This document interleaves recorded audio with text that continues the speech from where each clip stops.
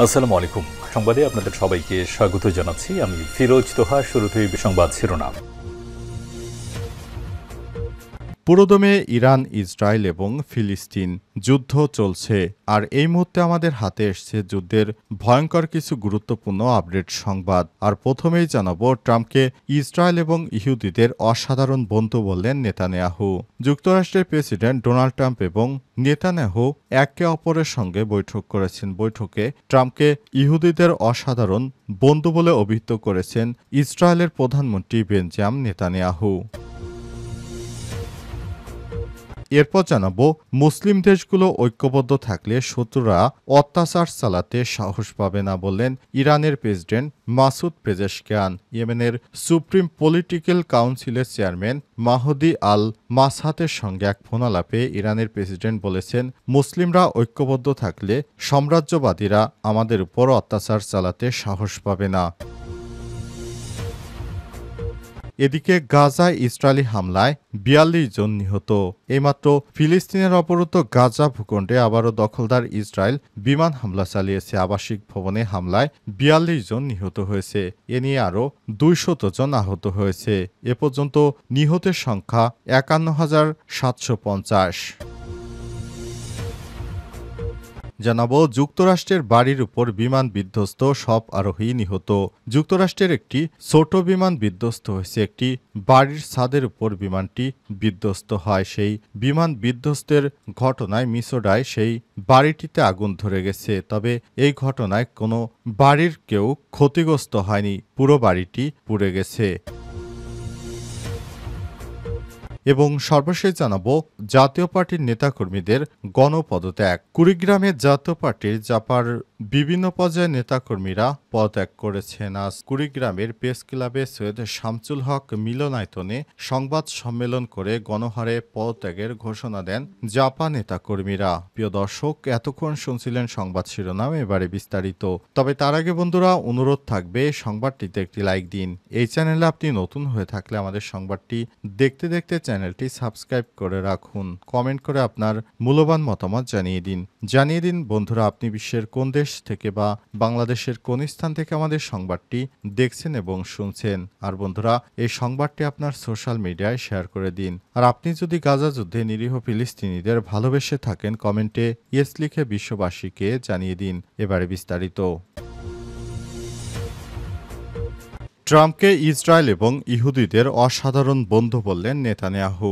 যুক্তরাষ্ট্রের president Donald ট্রাম্পের সঙ্গে বৈঠক করেছেন সফররত ইসরায়েলের প্রধানমন্ত্রী বেঞ্জামিন নেতানিয়াহু। স্থানীয় সময় আজ হোয়াইট হাউসে একটি বৈঠক অনুষ্ঠিত হয়েছে। বৈঠক শেষে যৌথ সংবাদ সম্মেলনে দুজন বক্তব্য দেন। সংবাদ সম্মেলনে ট্রাম্প ও নেতানিয়াহু পাশাপাশি বসেন এবং সরাসরি তারা কথা বলেন। এ সময় ডোনাল্ড ট্রাম্প নিজেকে ইসরায়েলের প্রত্যাশা অনুযায়ী সেরা মার্কিন প্রেসিডেন্ট হিসেবে বর্ণনা করেছেন। ট্রাম্প বলেন, বৈঠকে তাদের মধ্যে বিভিন্ন বিষয় আলোচনা হয়েছে। এর মধ্যে ইরান ও ইসরায়েল বাণিজ্য সম্পর্কিত বিষয় ছিল। সংবাদ সম্মেলনে ইরানের পারমাণবিক কর্মসূচি নিয়েও আলোচনা করেছেন ট্রাম্প বলেছেন, ইরান একটি চমৎকার রাষ্ট্র। ইরানে সবকিছু থাকবে, কিন্তু আমরা পারমাণবিক অস্ত্র তৈরি করতে দেব না, কারণ তাদের হাতে পারমাণবিক অস্ত্র থাকলে মধ্যপ্রাচ্য আমাদের জন্য হুমকি হয়ে দাঁড়ায়। অপরদিকে নেতানিয়াহু মার্কিন প্রেসিডেন্টকে আন্তরিক ধন্যবাদ জানিয়েছেন। ট্রাম্পকে ইসরায়েল ও ইহুদিদের একজন অসাধারণ বন্ধু হিসেবে অভিহিত করেছেন নেতানিয়াহু।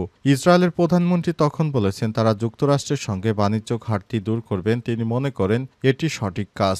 বৈঠকে হামাসের হাতে জিম্মি ইসরায়েলিদের নিয়ে আলোচনা হয়েছে বলেও জানান নেতানিয়াহু সরকার। তিনি আরও বলেছেন, আমাদের যারা হামাসের হাতে বন্দী রয়েছে তাদেরকে আমরা ছাড়াতে সর্বাত্মক চেষ্টা চালিয়ে যাচ্ছি। আইডিএফ এখনও অভিযান অব্যাহত রেখেছে গাজায়। সেখানে প্রতিদিনই হামাসের যোদ্ধাদেরকে হত্যা করা হচ্ছে।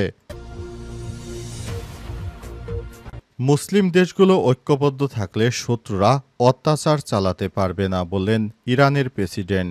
বিশ্বের মুসলিম দেশগুলো যদি ঐক্যবদ্ধ থাকে তাহলে শত্রুরা আর অত্যাচার চালাতে পারবে না বলে মন্তব্য করেছেন ইরানের প্রেসিডেন্ট মাসুদ পেজেশকিয়ান। ইয়েমেনের সুপ্রিম পলিটিক্যাল কাউন্সিলের চেয়ারম্যান মাহাদি আল মাসহাতের সঙ্গে এক ফোন আলাপে ইরানের প্রেসিডেন্ট বলেছেন, মুসলিমরা যদি ঐক্যবদ্ধ থাকি তাহলে পৃথিবীর কোনো শক্তি আমাদের উপর আর অত্যাচার করতে পারবে না। আমাদের উচিত উচিত আমরা সবাই একসাথে মিলেমিশে যাই। যুক্তরাষ্ট্র সম্প্রতি ইয়েমেনে অব্যাহত হুতিদের লক্ষ্য করে বোমা হামলা চালাচ্ছে।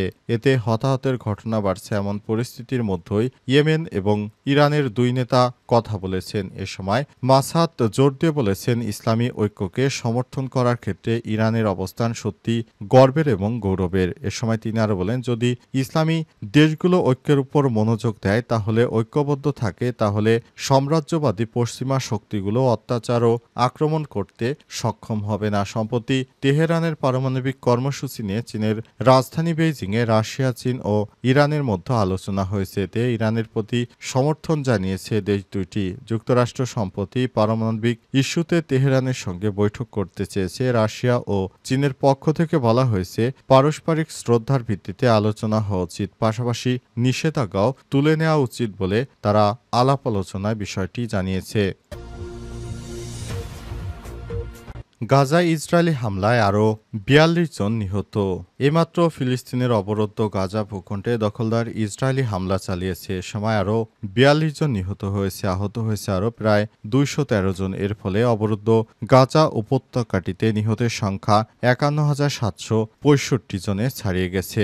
গত ১৮ মার্চ থেকে গাজায় নতুন করে ইসরায়েলি হামলা শুরু হওয়ার পর থেকে ১,০০০-এরও বেশি ফিলিস্তিনি নিহত হয়েছে। মঙ্গলবার এক প্রতিবেদনে এই সব তথ্য জানিয়েছে আনাদোলু এজেন্সি। বার্তা সংস্থা বলেছে, গাজা উপত্যকায় ইসরায়েলি হামলায় কমপক্ষে আরও ৪২ জন ফিলিস্তিনি নিহত হয়েছে। ফলে ২০২৩ সালের অক্টোবর থেকে ইসরায়েলে গণহত্যামূলক আগ্রাসনে ভূখণ্ডটিতে ৫০,০০০-এর বেশি মানুষ নিহত হয়েছে। আজ গাজার স্বাস্থ্য মন্ত্রণালয় থেকে বিষয়টি নিশ্চিত করা হয়েছে। মন্ত্রণালয়ের এক বিবৃতিতে বলা হয়েছে, গত ২৪ ঘণ্টায় ইসরায়েলি আক্রমণে আহত হওয়া আরও ১৮৩ জনকে গাজার বিভিন্ন হাসপাতালে ভর্তি করা হয়েছে।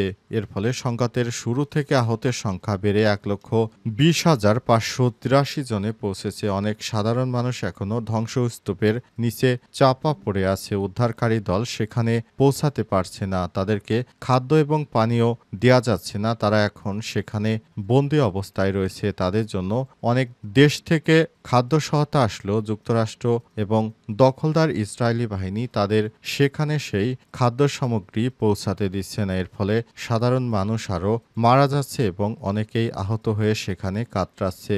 অনেকের লাশ এখনও রাস্তাঘাটে পড়ে আছে, কিন্তু সেখানে উদ্ধারকারী দল পৌঁছাতে পারছে না। আইডিএফ সেনাদের হামলায় এখন ছিন্নভিন্ন হয়ে গেছে গাজা। সেখানে শুধু চারদিকে মানুষের হাহাকার, মৃত্যু সেখানে নৈমিত্তিক খেলা। সেখানে সাধারণ মানুষের কোনো চাওয়া পাওয়ার মূল্য নেই। সেখানে মানুষ দেখা মাত্রই গুলি করছে দখলদার ইসরায়েলি বাহিনী। এই নির্মমতার শেষ কোথায় প্রশ্নই রেখেছে পুরো বিশ্ব। যুক্তরাষ্ট্রের বাড়ির উপর বিমান বিধ্বস্ত, সব আরোহী নিহত।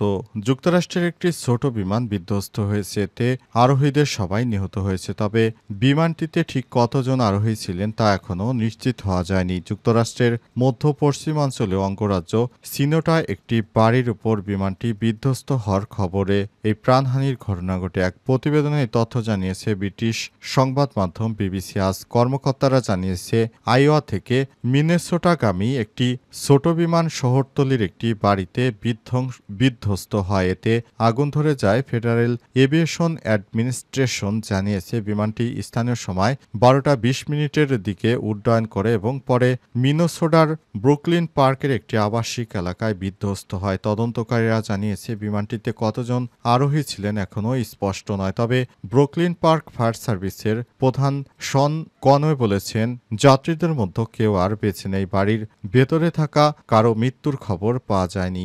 জাতীয় পরিবহন সুরক্ষা বোর্ড জানিয়েছে, তারা দুর্ঘটনার কারণ তদন্ত করার কথা ভাবছে। দুর্ঘটনার কারণ এখনও অজানা। সংস্থাটি মিনেসোটার ঘটনাস্থলে যাচ্ছে। তারা জানিয়েছে, আজ ঘটনাস্থলে থাকবে বলে আশা করা হচ্ছে। সংস্থাটি আগে বিবৃতিতে জানিয়েছে, ঘটনাস্থলে পৌঁছানোর পর তদন্তকারীরা সেখানকার পরিস্থিতি নথিভুক্ত করে এবং বিমানটি পরীক্ষা করার প্রতিক্রিয়া শুরু করে। এরপর বিমানটিকে আরও মূল্যায়নের জন্য একটি নিরাপদ স্থানে নিয়ে যাওয়া হবে। সোশ্যাল মিডিয়ার ভিডিওতে দেখা যায়, বিমানটি যে বাড়িতে বিধ্বস্ত হয়েছে তা আগুনে পুড়ে ছাই হয়ে গেছে।